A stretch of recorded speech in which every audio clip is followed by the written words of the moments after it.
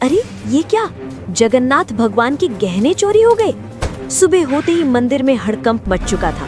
मंदिर के कैमरे तुरंत चेक किए गए, पूरी रात की रिकॉर्डिंग देखी गई, लेकिन हैरानी की बात ये थी कि किसी भी कैमरे में कोई आता हुआ या जाता हुआ नहीं दिखा। पुरी के उस पुराने मंदिर में एक बच्चा रहता था।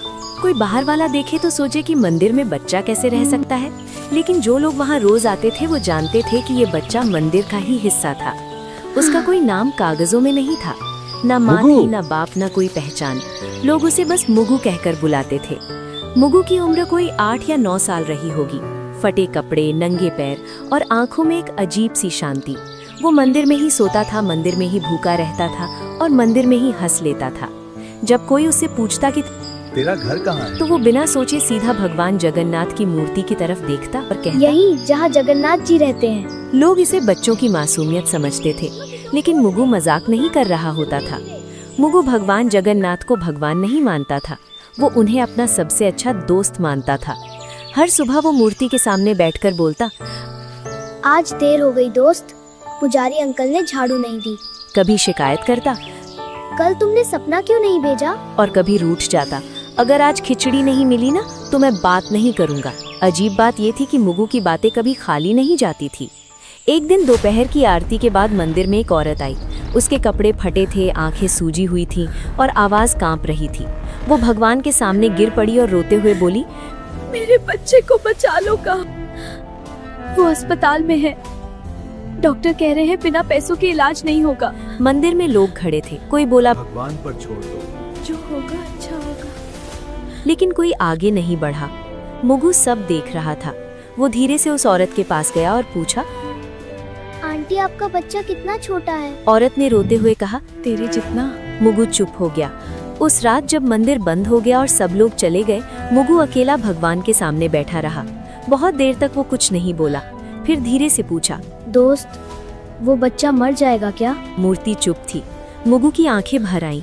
उसने कहा, अगर उसके पास माँ है तो उसे क्यों ले जाओगे? उसी पल मुगु को ऐसा लगा जैसे किसी ने बहुत पास से कहा हो, मेरी मोतियों की माला ले जाओ। मुगु घबरा गया। उसने मूर्ति की तरफ देखा और बोला, आप नाराज नहीं होगे? कोई जवाब नहीं आया, लेकिन मुगु की नजर माला पर टिक गई। अगली सुबह मंदिर में हड़कंप मच गया। पुजारी चिल्लाने लगे, अरे ये क्या, भगवान की मोतियों की माला गायब है। कैमरे चेक किए गए, पूरी रात की रिकॉर्डिंग देखी गई, लेकिन ना कोई आता दिखा ना कोई जाता। तभी एक आदमी बोला, कल रात मैंने उसी बच्चे को मंदिर में घूमते देखा था। सबकी नजर एक साथ मुगु पर चली गई। मुगु कुछ नहीं बोला, उसकी मुट्ठी कांप रही थी। उसी समय मंदिर के बाहर वही औरत खुशी से रो रही थी। वो सबको बता रही थी कि किसी ने भगवान की माला बेचकर उसके बच्चे का ऑपरेशन करवा दिया। मंदिर के अंदर लोग भगवान को देख रहे थे और मंदिर के बीच में एक बच्चा चुपचाप खड़ा था। एक पुजारी ने परेशान होकर कहा, अगर कोई इंसान आया होता तो कैमरे में जरूर दिखता। दूसरे पुजारी ने धीरे से कहा, ऐसा तो तभी हो सकता है जब कोई आया ही ना हो। लोगों में खुसुर पुसुर बढ़ने लगी और हर कोई एक दूसरे की तरफ शक से देखने लगा। उसी भीड़ में एक आदमी ने अचानक कहा, रात को मैंने मुगु को मंदिर में घूमते देखा था। ये बात सुनते ही सबकी नजर एक साथ मुगु पर चली गई। मुगु उस समय मंदिर के एक कोने में खड़ा था और उसे समझ नहीं आ रहा था कि सब लोग उसे ऐसे क्यों देख रहे हैं। एक आदमी ने सख्त आवाज में पूछा, तू रात को मंदिर में क्या कर रहा था? मुगु ने धीरे से कहा, रोज की तरह भगवान से बात कर रहा भीड़ था। में से किसी ने ये कहा, बच्चा हमेशा यहाँ रहता है और इसे सब कुछ पता होता है। किसी और ने कहा, अगर कैमरे में कोई नहीं दिखा तो चोरी इसी ने की होगी। मुगु की आंखें भर आई और उसने कहा मैंने कि कुछ भी चोरी नहीं किया है। मैंने जो उसने बस किया वो इतना कहा भगवान के कि कहने उसने पर जो था। किया वो भगवान के कहने पर किया था। ये सुनकर लोग हंस पड़े और किसी ने ताना मारते हुए कहा, भगवान बच्चों से चोरी नहीं करवाते। मुगु कुछ नहीं बोला और उसकी नजर जमीन पर टिक गई। उसी समय मंदिर के बाहर शोर मच गया, क्योंकि वही औरत भागती हुई आई थी जो कल रो रही थी। वो खुशी से कांपती आवाज में बता रही थी कि उसके बच्चे का ऑपरेशन हो गया है और डॉक्टरों ने जान बचा ली है।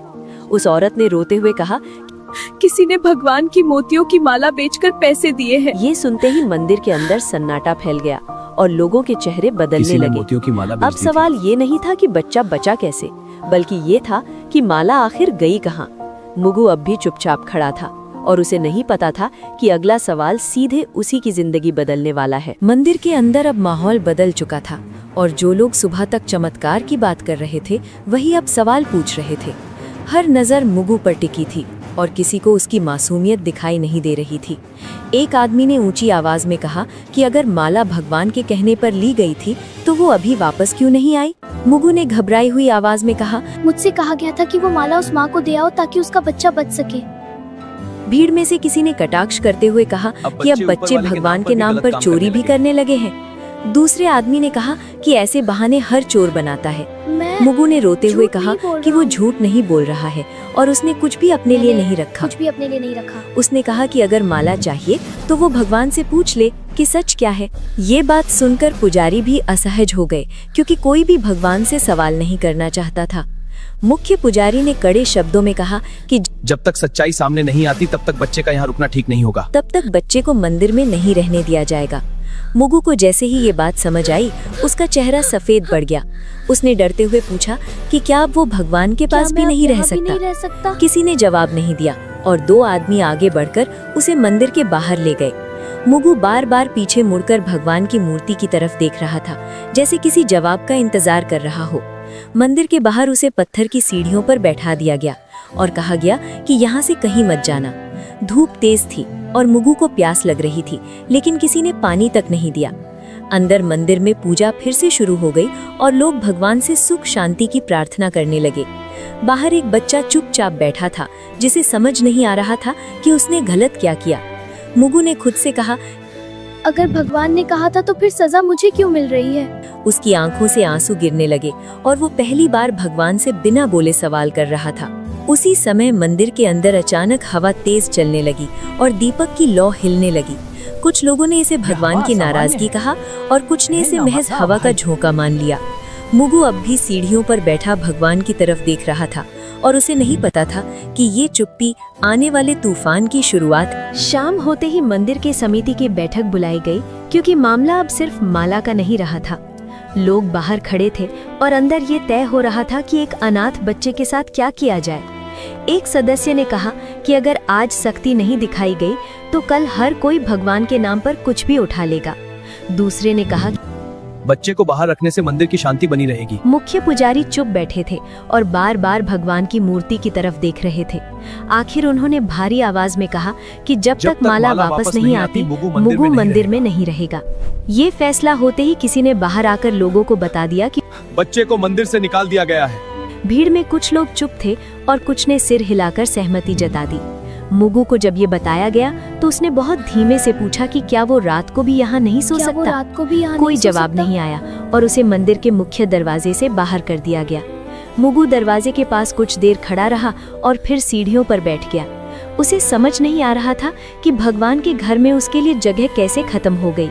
उसी समय मंदिर के अंदर एक पुजारी ने देखा कि भगवान की मूर्ति के पास रखा फूल मुरझा गया है। उसने इसे अशुभ संकेत बताया, लेकिन किसी ने उसकी बात पर ध्यान नहीं दिया।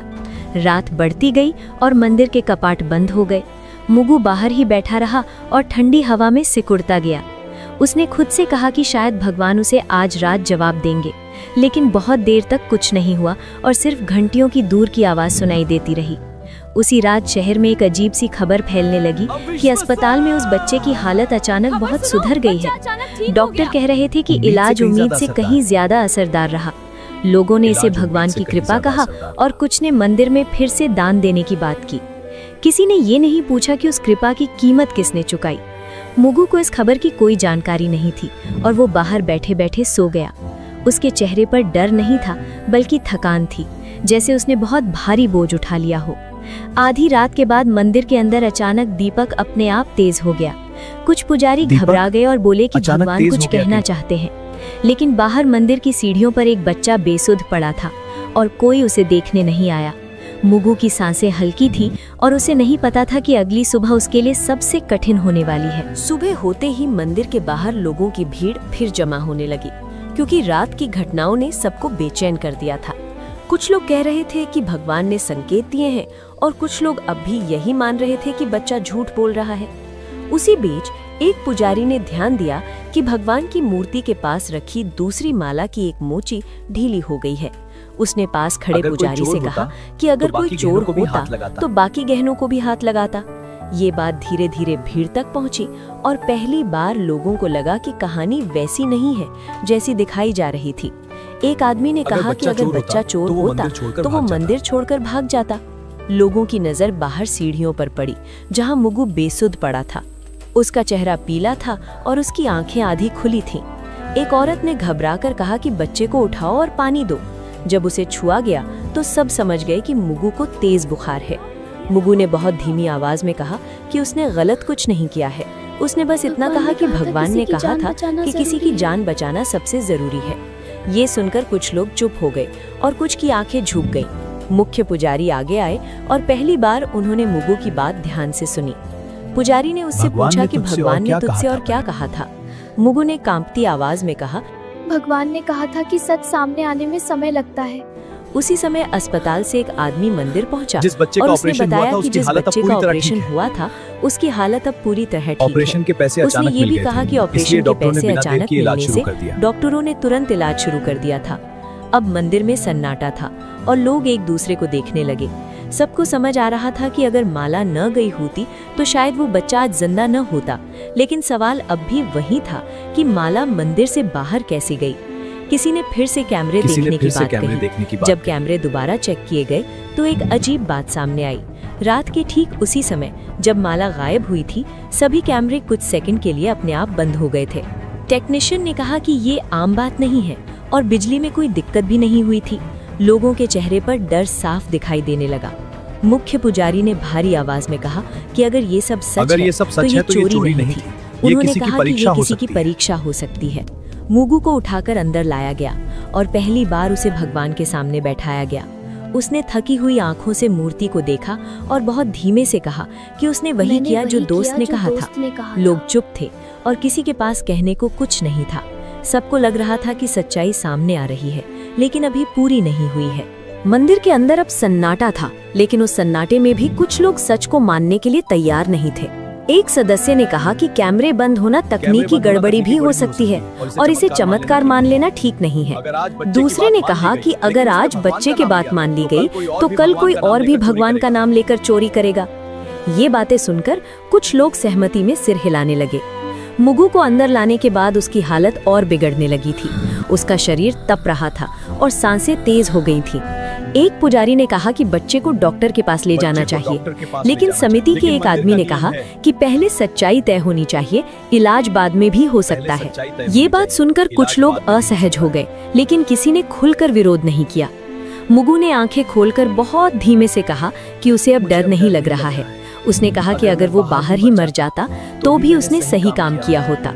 ये सुनते ही मंदिर के अंदर खड़े कुछ लोगों की आंखें भर आईं। उसी समय एक आदमी जोर से बोला कि अगर बच्चा इतना ही सच्चा है तो भगवान उसे क्यों नहीं बचा रहे। ये सवाल ऐसा था जिसे कोई सुनना नहीं चाहता था। मुगु ने कमजोर आवाज में कहा कि भगवान हमेशा किसी को बचाने नहीं आते। उसने कहा कि कभी-कभी भगवान चाहते हैं कि इंसान सही फैसला ले। ये बात सुनते ही मंदिर में कुछ लोगों को गुस्सा आ गया। एक आदमी ने कहा कि ये बच्चा भगवान बनकर बोल रहा है। मुगु ने बहुत मुश्किल से मुस्कुराते हुए कहा कि वो भगवान नहीं है, बस दोस्त की बात बता रहा है। उसकी आंखें धीरे धीरे बंद होने लगी। उसी समय बाहर से आवाज आई कि एम्बुलेंस आ गई है। कुछ लोग राहत की सांस लेने लगे और कुछ अब भी खड़े रहे। जब मुगु को उठाकर बाहर ले जाया गया तो मंदिर के अंदर अचानक तेज हवा चली। दीपक की लौ एक पल के लिए सीधी खड़ी हो गई। कुछ पुजारी डर गए और बोले कि अब देर हो चुकी है।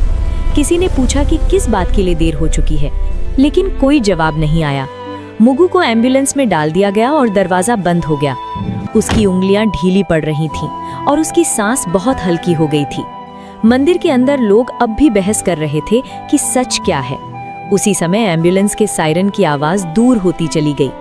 मुख्य पुजारी ने भगवान की मूर्ति की तरफ देखा और पहली बार उनकी आंखें भर आईं। उन्हें समझ आ गया था कि सही और गलत के बीच का वक्त बहुत कीमती होता है। एम्बुलेंस के जाते ही मंदिर के अंदर एक अजीब सी खामोशी फैल गई और बहस अपने आप रुक गई। लोग एक दूसरे का चेहरा देख रहे थे, जैसे सबको अचानक समझ आ गया हो कि अब शब्द बेकार हैं। कुछ देर बाद अस्पताल से फोन आया और मुख्य पुजारी ने कांपते हाथों से कॉल उठाई। डॉक्टर ने बताया कि बच्चे की हालत बहुत नाजुक है और अगला 1 घंटा बेहद अहम है। ये सुनते ही मंदिर में मौजूद कई लोगों के चेहरे पीले पड़ गए। किसी ने धीमे से कहा कि अगर हमने उसे पहले भेज दिया होता तो शायद हालात अलग होते। एक आदमी ने गुस्से में कहा कि अब पछताने से क्या फायदा, जो होना था वो हो चुका है। लेकिन उसकी आवाज में भी भरोसा नहीं था, सिर्फ डर था। हो चुका है। उसी समय वो औरत फिर मंदिर पहुंची, जिसका बच्चा अस्पताल से बचकर लौटा था। उसने मुगु के बारे में पूछा और जब उसे सच बताया गया तो वो जमीन पर बैठ गई। वो रोते हुए बोली कि अगर उसका बच्चा बचा है तो उसकी वजह वही अनाथ बच्चा है। उसने कहा कि वो माला नहीं थी, बल्कि भगवान का भरोसा था जो बिक गया था। ये सुनकर मंदिर में खड़े लोग सिर झुकाने लगे। किसी की हिम्मत नहीं थी कि उस औरत की आंखों में देख सके। उसी वक्त अस्पताल से दोबारा फोन आया और इस बार आवाज और भी गंभीर थी। डॉक्टर ने बताया कि बच्चे की सांसें बहुत धीमी हो रही हैं और शरीर जवाब दे रहा है। मुख्य पुजारी ने बिना कुछ बोले फोन रख दिया। उन्होंने पहली बार साफ शब्दों में कहा कि ये सब किसी चोरी की कहानी नहीं थी। उन्होंने कहा कि ये परीक्षा थी और हम सब उसमें फेल हो गए। उनकी आवाज में गुस्सा नहीं था, सिर्फ टूटन थी। कुछ लोग रो पड़े और कुछ बस दीवार की तरफ देखते रहे। हर किसी को लग रहा था कि अगर समय को थोड़ा पीछे किया जा सकता तो सब कुछ बदल सकता था। मंदिर के बाहर अचानक तेज हवा चली और धूल उड़ने लगी। कई लोगों ने इसे भगवान का संकेत माना, लेकिन अब किसी के पास जवाब नहीं था। अस्पताल से आखिरी बार फोन आया और इस बार लाइन के उस तरफ सिर्फ सन्नाटा था।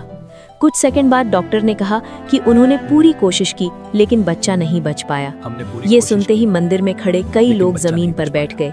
किसी ने भगवान को दोष नहीं दिया, क्योंकि अब सब समझ चुके थे कि गलती कहाँ हुई थी। मुख्य पुजारी ने भगवान की मूर्ति की तरफ देखा और बहुत धीमे से कहा कि हमने बहुत देर कर दी। उन्हें एहसास हो गया था कि इंसान जब फैसले टालता है तो उसका अंजाम हमेशा किसी और को भुगतना पड़ता है। मुगु के जाने के बाद मंदिर में पहली बार ऐसा हुआ कि भीड़ होने के बावजूद कोई शोर नहीं था। लोग दर्शन के लिए आ रहे थे, लेकिन किसी के चेहरे पर वो पुरानी श्रद्धा नहीं दिख रही थी।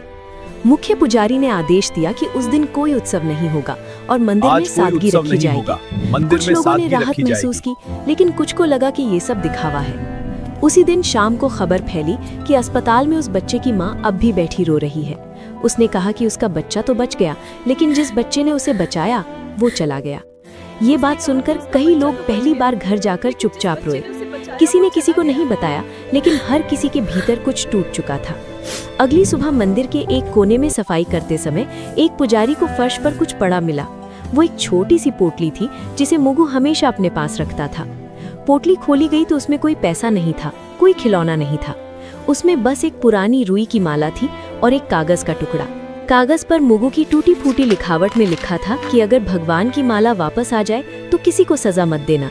उसने ये भी लिखा था कि दोस्त ने कहा है कि सही काम का इनाम हमेशा जिंदा रहना नहीं होता। ये पढ़ते ही मुख्य पुजारी की आंखें भर आईं और उन्होंने कागज चुपचाप मोड़ लिया। उन्होंने किसी को वो पंक्तियां जोर से नहीं पढ़कर सुनाई। उसी समय एक और अजीब बात हुई जिसे सबने महसूस किया, लेकिन कोई बोल नहीं पाया। भगवान की मूर्ति के गले में अगली सुबह मोतियों की वही माला वापस दिखने लगी। कैमरे फिर चेक किए गए, लेकिन इस बार भी कुछ नहीं दिखा। ना कोई आता दिखा, ना कोई जाता, बस माला अपनी जगह पर थी। कुछ लोगों ने इसे भगवान की लीला कहा और कुछ ने इसे अपनी गलती मान लिया, लेकिन इस बार किसी ने ताली नहीं बजाई और किसी ने जयकारा नहीं लगाया। मुख्य पुजारी ने धीरे से कहा कि ये माला वापस नहीं आई है, बल्कि हमें वापस मिली है। उनकी आवाज में आदेश नहीं था, सिर्फ स्वीकार था। उसी दिन मंदिर के बाहर एक छोटा सा दिया जलाया गया, बिना किसी घोषणा के। लोग आते गए और चुपचाप दिए के सामने सिर झुकाते गए। कोई नहीं जानता था कि ये दिया किसके लिए है, लेकिन सब समझ रहे थे। मुगु का नाम किसी ने नहीं लिया, लेकिन उसकी कमी हर किसी को महसूस हो रही थी। शाम ढलते ही मंदिर के बाहर एक बच्चा आकर सीढ़ियों पर बैठ गया। वो मुगु जैसा नहीं दिखता था, लेकिन उसकी आंखों में वही इंतजार था। एक आदमी ने उसे देखा और कुछ देर तक खड़ा रहा। उसके मन में पहली बार ये सवाल उठा कि क्या वो आगे बढ़ेगा या फिर देर कर देगा। अगली सुबह मंदिर हमेशा की तरह खुला, लेकिन माहौल पहले जैसा नहीं था। लोग दर्शन के लिए आए, सिर झुकाया और बिना ज्यादा रुके बाहर निकल गए। मुगु की बात अब कोई जोर से नहीं करता था, लेकिन हर कोई उसके बारे में सोच रहा था। मुख्य पुजारी ने उस दिन बहुत कम शब्दों में पूजा करवाई। उन्होंने भगवान से कुछ मांगा नहीं, बस चुपचाप हाथ जोड़कर खड़े रहे। मंदिर के बाहर वही आदमी उस बच्चे को लेकर फिर आया। इस बार बच्चे ने डर के बिना सीढ़ियों पर कदम रखा। किसी ने टोका नहीं, किसी ने सवाल नहीं किया, जैसे सब समझ गए हों कि कुछ सवालों का जवाब नियम नहीं होते। उस बच्चे को खाना दिया गया, पानी दिया गया और एक कोने में बैठा दिया गया। वो बार बार भगवान की मूर्ति की तरफ देख रहा था। उसने आदमी से पूछा कि क्या मुझसे भगवान उससे नाराज नाराज होंगे। आदमी ने कहा कि भगवान कभी बच्चों से नाराज नहीं भगवान होते, कभी बच्चों से इंसानों नाराज से नहीं होते हैं। इंसानों से ये सुनकर बच्चा हल्का सा मुस्कुराया, ठीक वैसे ही जैसे कभी मुगु मुस्कुराया करता था। शाम को मुख्य पुजारी बाहर आए और पहली बार लोगों से बोले। उन्होंने कहा कि भगवान ने किसी से माला वापस नहीं मंगवाई थी, बल्कि हमें हमारी इंसानियत याद दिलाई थी। उन्होंने कहा कि भगवान की सबसे बड़ी पूजा समय पर लिया गया सही फैसला होता है। भीड़ में खड़े कई लोगों की आंखें भर आईं। मंदिर के बाहर जल रहा दिया अब भी जल रहा था, लेकिन अब वो किसी की मौत की याद में नहीं, बल्कि एक जिम्मेदारी की तरह जल रहा था। वही औरत जिसका बच्चा बच गया था मंदिर आई। उसने उस बच्चे के सिर पर हाथ रखा और कहा कि कुछ कर्ज कभी उतरते नहीं हैं। बच्चे ने उसका हाथ पकड़ लिया। उसे शायद पहली बार लगा कि वो अकेला नहीं है। मंदिर की सीढ़ियों पर खड़े होकर आदमी ने आखिरी बार अंदर देखा। उसे लगा जैसे भगवान चुप नहीं है, बस देख रहे हैं। और उस चुप्पी में एक बात साफ थी, भगवान हमेशा किसी चमत्कार से नहीं, कभी किसी इंसान के फैसले से काम करते हैं। मुगु अब वहां नहीं था, लेकिन अगर कोई आज देर नहीं करता तो यही उसकी सबसे बड़ी मौजूदगी थी। कहानी हमें ये सीख देती है कि कई बार बच्चे घर से पैसे ले लेते हैं या चुरा लेते हैं तो माँ बाप बहुत गुस्सा हो जाते हैं और जाने क्या क्या कह देते हैं। मगर हमेशा याद रखिए, हर कहानी के दो पक्ष होते हैं। चाहे एक पक्ष आपको कितना भी सही या कन्विंसिंग लगे, दूसरे पक्ष को भी सुनना चाहिए।